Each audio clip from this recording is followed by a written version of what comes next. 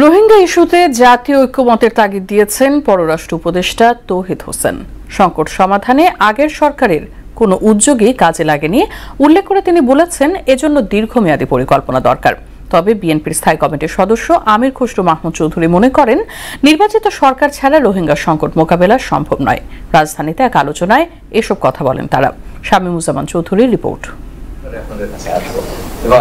রোহিঙ্গা নীতিতে জাতীয় ঐক্যমত শীর্ষক সংলাপের আয়োজন করে নর্থ সাউথ ইউনিভার্সিটির south Asian institute of policy and governance. দিনব্যাপী সংলাপে অংশ নেন রাজনীতিবিদ ও বিশিষ্ট ব্যক্তিরা। বিএনপির স্থায়ী কমিটির সদস্য আমির খসরু মাহমুদ চৌধুরী বলেন, রোহিঙ্গা সংকট মোকাবেলায় রাজনৈতিক সমাধান প্রয়োজন। যেখানে যে ইলেক্টেড গভর্নমেন্টের উপর মানুষের রিপ্রেজেন্টেটিভ ক্যারেক্টার না থাকলে আপনি ন্যাশনাল কনসেনসাস কিভাবে আসবে?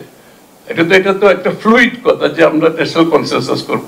You need to have whoever is in the government, you must have an elected government যেখানে জনগণের সমর্থন থাকবে, যেটা গভর্নমেন্ট ক্যারি করতে পারবে। এতে পররাষ্ট্র উপদেষ্টা তৌহিদ হোসেন বলেন, রোহিঙ্গা সংকট নিয়ে আগের সরকারের পদক্ষেপ কার্যকর হয়নি।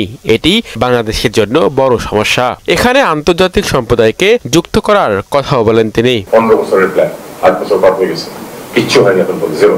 আমাদের কিন্তু আন্তর্জাতিক সম্প্রদায়কে অ্যালাউ করা যাবে না ভুলে যেতে যে রোহিঙ্গাদের সমস্যাটা আছে প্রতিটি ক্ষেত্রে। সেটা এমনকি রিলেভেন্ট হোক না হোক, আমাদের এই ইস্যু তুলতে হবে। আমরা কিন্তু যে কোনোখানে যে কোনো মিটিং এ যাই, ওই গরু নিয়ে নদীতে ফেলার মতো নদী রচনা, ওইভাবে কিন্তু আমরা রোহিঙ্গা ইস্যুটা বলি, উত্থাপন করি সবসময়। রোহিঙ্গা প্রত্যাবর্তন যেন মিয়ানমারের জন্য লাভজনক হয়, এমন পদক্ষেপ নেওয়া জরুরি বলেও মত দেন এই উপদেষ্টা। আমাদেরকে এমন ব্যবস্থা করতে হবে যাতে করে তারা ওখানে অধিকার নিয়ে, নিরাপত্তা নিয়ে থাকতে পারে। শামীমুজ্জামান চৌধুরী, মহড়া সংবাদ, ঢাকা।